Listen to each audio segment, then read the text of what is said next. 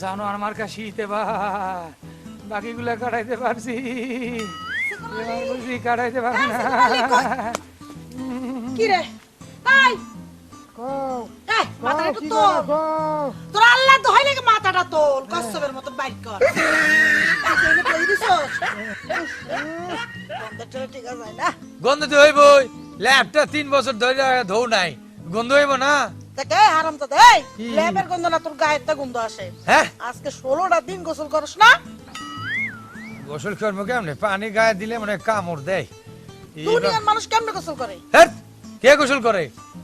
একটাও গোসল করে না সব খালি ফাপড় দেয় গোসলের পানির জগ নিয়ে ছবি তুললা কয় গোসল করলাম আজকা হনো আমি 16 দিন তো গোসল করি নাই তো কি হয়েছে আমার মন পরিষ্কার আছে মন পরিষ্কার আছে না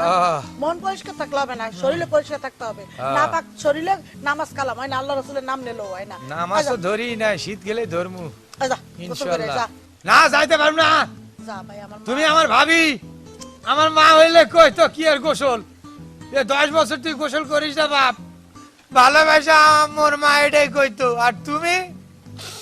ভাবি দেখা গোসল করার মতো এত বড় একটা এই লাগে কানবি না আমার মা আসছে যা তোমার মা এসে তো কি হইছে তোমার মায়ের সামনে আমি নাচবো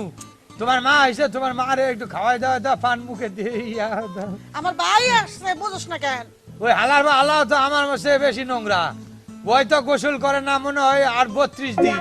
আর আমি তো 16 দিন আমি ওর চেয়ে কমে আছি কি ঠিক ঠিক আছে গোসল করতে যাবি না না ভাবছিলাম আমার বোনও আসছিল তো ঠিক আছে না করলে না কর গোসল আমার কি কে আইছে আমার বোন আইছে বিয়ে নাইছে আগে তো বলা